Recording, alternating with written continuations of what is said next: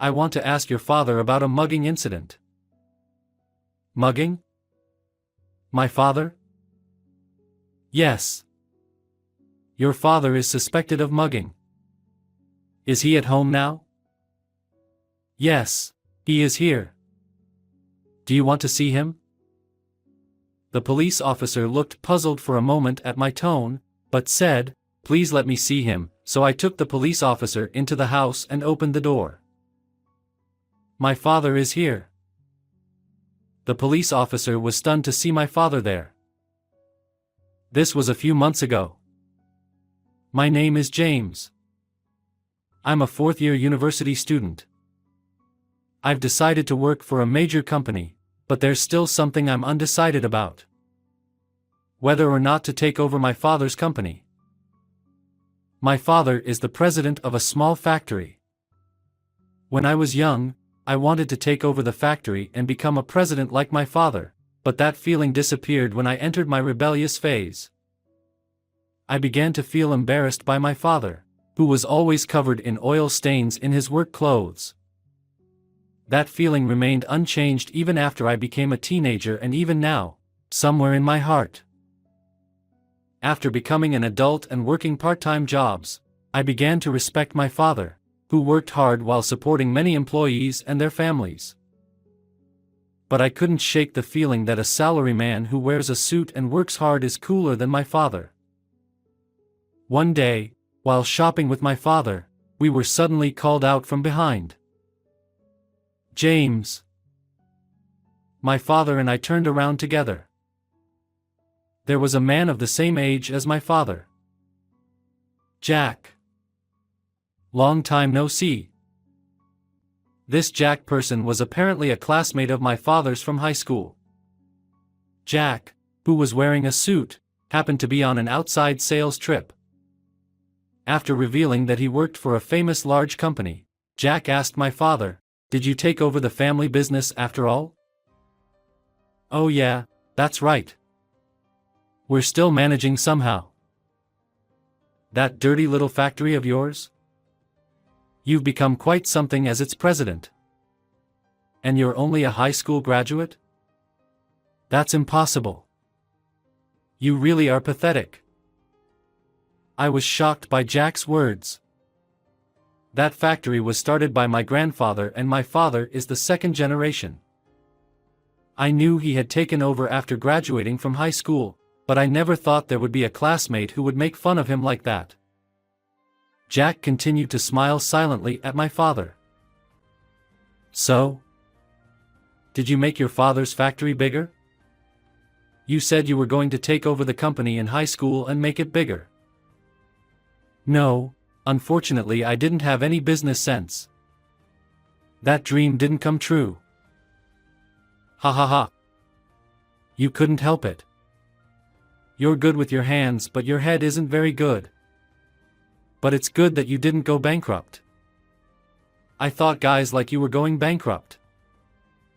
Jack laughed heartily and slapped my father on the shoulder before saying, "I have more work to do, so let's catch up at the next reunion," and leaving. My father, who had been talked down to, looked a little awkward and said, "Shall we go?" before walking off to resume shopping. At that time, I felt that my father's work was something that was being made fun of without any rebuttal from me.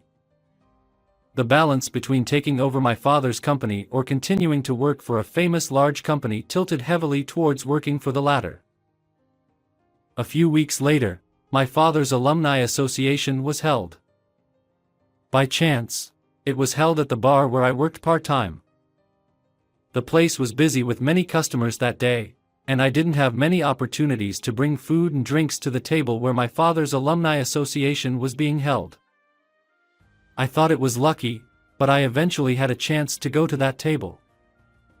I felt a little embarrassed about bringing drinks to my father's alumni association, but I kept quiet because it was my job. Our bar has private rooms. When I showed up at the table where my father's alumni association, which was being held in one of the large rooms rented out for the occasion, was taking place, my father, who happened to be near the entrance and exit, said with a smile, "Oh James. Are you his son?" My father was asked by the woman next to him, then he introduced me as his son. I politely greeted them and arranged the drinks I put on the table. My eyes are just like my father's, and I'm just as serious as he is. My father's drunken classmates teased me, and I laughed awkwardly. Jack, who was sitting at a table a little away from us, noticed us and said, "We met recently too. James. Right? Are you planning to take over your father's small factory?" When I answered honestly, "No, I'm still thinking about it," to Jack's question with an alcoholic breath that made me feel disgusted, he shouted loudly, "Stop it. Your father's company is nothing special. James should work for a company like me instead of taking over such a company. Like me." He then began to brag about his career history, but something seemed off. He said he was in sales when we met before, but now he says he's become the head of accounting. I felt something was wrong but kept quiet because it could be troublesome if I pointed it out. However, my father's mouth became lighter because he was drunk. "Has your department changed since we last met?" "It hasn't been that long since we last met, a few weeks ago." "Was it an urgent transfer? Did sales not suit you?" Jack's mouth, which had been talking so much, stopped when he heard my father's words. Jack looked flustered and nodded his head saying, "Yes. That's right. Sales wasn't for me. As soon as I transferred, I became the head of accounting." "That's strange. Didn't that company get absorbed by a foreign company and have its accounting department based overseas?" As my father pointed out, the company Jack boasted about had been absorbed by a foreign company. Many people had noticed this but didn't point it out until my father did so. There was a burst of laughter at my father's remark. "Hey Jack. What's going on? Are you really the head of accounting even though you were absorbed by another company?" "Shut up. Can't you see I'm at this party?" Jack, who had been laughed at, trembled with regret and said, "I'll go home," before leaving with heavy footsteps. The people around him told my father that he hadn't done anything wrong, so Jack must have always been like that. Seeing my father being praised for what he said rather than being laughed at made me happy. Even though he was drunk, my father looked cool when he said what everyone else found hard to say. Half a year has passed since then. I still spend days wondering whether or not to take over my father's company. My confusion has only deepened day by day and honestly don't know what to do. One day while relaxing at home, the intercom rang. Since my mother wasn't there, I went to the entrance. "Yes. Hello. You're James?" The visitor said so in uniformed clothes. I replied with a stiff voice, "Yes." Surprised and wondering if I had done something wrong or not when the police officer said, "Regarding the purse snatching incident, there's something I want to ask your father." "Purse snatching? My father?" "Yes. Your father is suspected of purse snatching. Is your father at home now?" "Yes, he's here, but do you want to see him?" The police officer looked puzzled for a moment at my tone, but said, "Please let me see him," so I let the police officer into my house and opened the door to the room. My father is here. There was a Buddhist altar and a photograph of my father. I told the police officer that my father had passed away in a traffic accident, which made him freeze in shock. "I'm sorry for your loss," said the police officer. I asked him, "My father is not the kind of person who would snatch purses. Who suspects my father of being a purse snatcher?" "I can't tell you that because it's personal information. I'm sorry for bothering you today." After apologizing to me several times, the police officer left. I was confused about who had accused my father of purse snatching, but I soon found out. A few days later, I was working at my father's factory to fill the void left by his absence. My mother is now taking over for my father, but she is already in her 50s and can only help with his work a little bit. To fill my father's void, I was helping out at the factory when Jack came barging in. "Take me to your father. Return what he stole." The factory was making quite a bit of noise from its large machines, but Jack shouted with a voice that could not be drowned out by such noise. I was surprised by Jack's voice, but I wasn't the only one.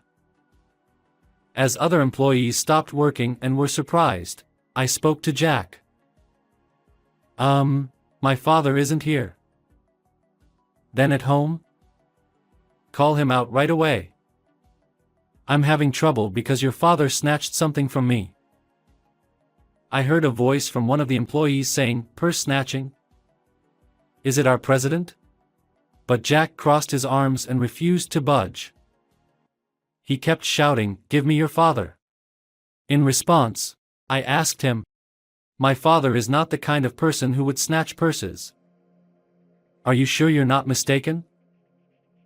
"No, it was definitely your father. He must have been jealous of me working for a big company and snatched my bag. Fortunately, I didn't have my wallet or anything with me at that time, but it's unforgivable that he snatched something in the first place. The police are useless, so I came here myself to talk to him." "When did this happen exactly?" "That was, about 2 weeks ago." When Jack answered decisively after hesitating for a moment, the employees began to stir. I guess they were confused by the commotion. When I asked Jack again if it was really 2 weeks ago, he got angry with me for being persistent. He started shouting loudly. "What's going on? You keep asking me over and over again." I said it was 2 weeks ago. An elite like me came all the way to this small and smelly factory just for this. Hurry up and let me talk to your father. I felt my chest getting hot as Jack made a fuss. It wasn't just that he made disparaging remarks about my father's workplace or his colleagues' work. What bothered me most was that he was trying to pin the blame for purse snatching on my father. My father passed away in a traffic accident 1 month ago and cannot be here. When I told him clearly, Jack looked like he had swallowed a pigeonhole and said, "Huh?" I continued, "How could my father snatch purses when he passed away 1 month ago? Maybe there wasn't even any purse snatching at all." I knew that Jack was lying because I found out at our recent class reunion that he had always been a liar since his school days. Furthermore, it turned out that Jack had been jealous of my father since their school days because the girl he liked had liked my father instead. He had always harbored unnecessary rivalry against my father because of such petty jealousy. I couldn't forgive Jack for trying to pin an unfounded accusation on my deceased father just because of such petty jealousy.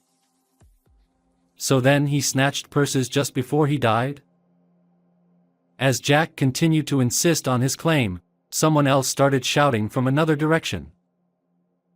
"Our president wouldn't do something like that. Our president is someone who dresses seriously and walks around like an honest person." Sure. The reason why we are always short-handed is that the president teaches technology and encourages independence. He was a good person who always thought about the staff and business partners without thinking about profits. As Jack trembled, voices praising his father rose one after another. I was honestly moved. I felt ashamed of myself for thinking that my father's work was embarrassing. My father was a president who was respected by his staff and loved enough to be protected even in such a situation. Jack's eyes were filled with tears as he heard the voices of the factory workers defending my father. I delivered the final blow. The fact that you tried to frame my father for a lie. I will definitely consult with the police. With that, Jack raised his voice and fled from the factory. Afterwards, I went to the police as promised to report that my father had been falsely accused by Jack. The evidence was a recording of Jack's statement made by one of the staff members who had been thoughtful enough to record the argument at that time. Thanks to this, there was evidence left. The police acted quickly because there was evidence, and Jack was caught in no time. Jack's lie about accusing someone of a crime became his own crime, and he ended up in jail for a while. He had insulted my father while he was alive and tried to frame him even after he died. I felt relieved that he got what he deserved. A few days later, someone claiming to be Jack's wife came to our house with a gift box to apologize to me and my mother. When I asked if it was because of what happened at the reunion that Jack had framed my father, Jack's wife sighed and told me, "Yes, that's right. It seems that he was hurt at the reunion." Actually, Jack was an elite who had been fired from his company. He had been looking for a job but it didn't go well, and that's when he met me and my father. Jack, who was obsessed with being an elite, lied, but when he got drunk, he told inconsistent lies and ended up embarrassing himself. He began to resent my father and decided to frame him. I was disgusted by his ridiculous reason for lying, but it seemed that Jack's wife felt the same way. She told me that she intended to divorce him. Jack apparently had no children, so even if he got out of jail, no one would be waiting for him. After graduating from college, I decided to take over my father's company. One reason was that I was worried about the management of the company since my father had just passed away. Another reason was that I couldn't forget the voices of the staff members who had protected my father when Jack lied about him. I wanted to become a president who is loved and respected by staff members like them. That incident became a turning point for me. Since I belonged to the Faculty of Business Administration, I could manage the part of management that my father wasn't good at, but I had to learn from staff members about technology. The staff members taught me many things saying, if it's for his son, and they also told me many stories about my father. Every time they did so, I realized how great my father was. "Dad, you were really cool. I'm ashamed that I didn't realize it while you were alive. I'm really sorry." I spoke to his portrait. "After work, I'm covered in oil stains. It's embarrassing now that I used to think this is uncool. This dirt is proof of how hard my father worked. I'll do my best to become a president like you. And I'll definitely make your dream come true." I spoke to his portrait again and felt like my father smiled. I'm going to work hard from now on to become a president like him. I want to fulfill my father's dream of expanding the town factory that has been passed down since my grandfather's generation.